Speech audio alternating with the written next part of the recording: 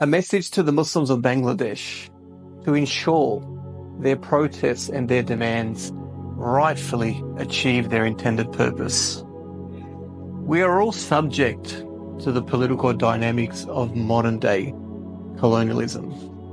What you experience, what we experience in the Arab world are not too dissimilar. In fact, there are many lessons that need to be learned to ensure that what played out in the Arab world doesn't play out in Bangladesh today. The Arab Spring was a time of great hope, of great joy, where tyrants fell like dominoes.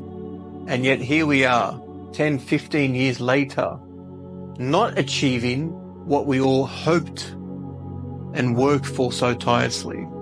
The blood and the sacrifice, the times and the energies, the conspiracies, all played out in the way that ultimately subverted the people and their demands.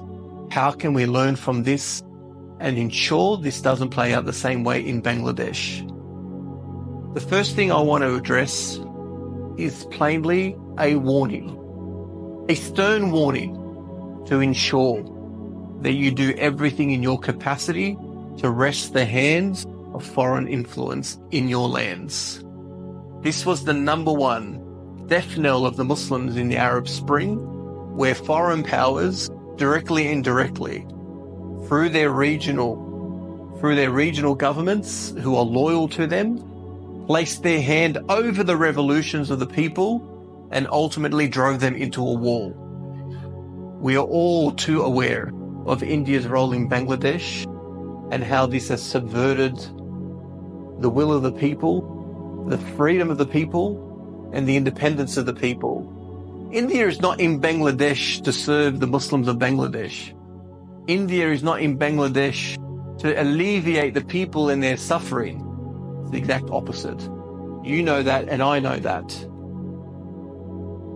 The lesson in Syria during the Arab Spring is that when you allow foreign actors to enter your lands, you do not want to imagine where this will end up. It pains the heart to remember the travesties and the injustices and the oppression and the killing on monumental scales that played out in Syria, because every foreign actor was involved intimately in Syria and tried to divert the revolution in a way that would serve them. Syria became a playground for colonial powers vying for influence in that part of the world. America is trying to do the same thing in Bangladesh, directly and indirectly. It supports India's development into a regional power so we can use India as a counterweight to China's expanding influence in the region. India swallowing Bangladesh is entirely consistent with this position. It needs India to grow, become stronger and more influential, which is why you would all feel rightfully that Bangladesh has turned into a vassal state for India today. Those who are in charge of the uprisings, of the protests, those who are part of any negotiating committee need to ensure that the hands of foreign actors need to be held so tightly and prevented from contaminating what was so blessed and pure about the students' sacrifices.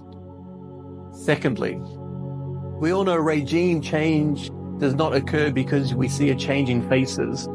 We know that in Egypt, in almost a week, after 30 years of tyrannical rule, Mubarak was forced to step down. The army demanded it. The army that was loyal to America demanded it. These rulers are disposable, just as Hasina was, as Mubarak was, as Ben Ali was in other places.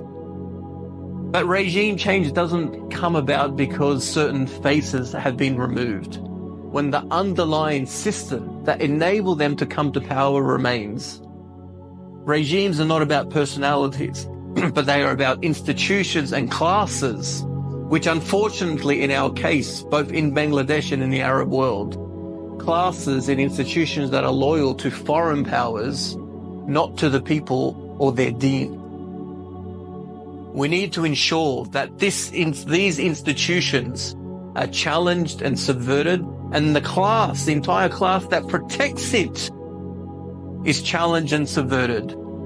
Now, we are under no illusion that this can happen tomorrow, but you need to be actively ensuring that you're moving in this direction to progressively curtail the influence of this class that has only brought Bangladesh to its knees. Lastly, I want to say, none of this can happen without a clear political vision, both of presiding political realities and of where we want to go as Muslims after this. The first and the most important point is that we are all subject to the influence of colonial powers. The institutions in our countries, the political class that drives it, are all a product of this colonial architecture. But this is bigger than Bangladesh and any number of individual Arab countries or Muslim countries. If we are going to bring about the end of the Hasina regime or any other regime that preceded her or may precede her, we need to ensure that the systems they represent of governance, of the judiciary, of the army, of so many other aspects of modern political life are not in the hands of that class that are loyal to foreign powers. We need to be clear about what the Islamic alternative looks like. If we haven't done our homework yet, we need to do it now. So we learn the lessons we learn the lessons of Egypt, we learn the lessons of Syria, we learn the lessons of so many Arab countries where the idea of change emerged and was demanded so vociferously, but the lack of clarity of what that represented made the desires of the people opportune for exploitation, which is exactly what transpired. Colonial powers were caught by surprise in the Arab world. They did not imagine that millions would be on the streets so quickly and so forcefully that they were caught on the back foot and they had to buy themselves time. And how did they do this? By removing certain ugly faces that the people could no longer stand and bringing in their place more acceptable versions, people who are respected, people who are loved, people who have cleaner backgrounds, but only to buy time so the recalibration can manifest itself. We cannot allow that to happen in Bangladesh.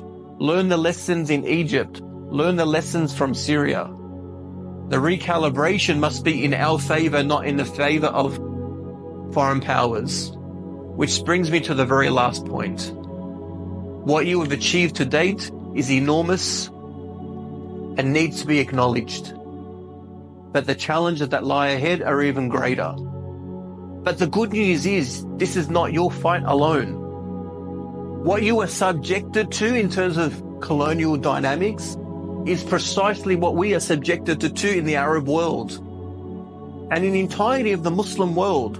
And collectively, we are all involved in the same struggle to provide the opportunity where we can stand on our own feet again, independently, with strength and conviction. But in order to do that, we need to remove the influence of foreign powers in our lands.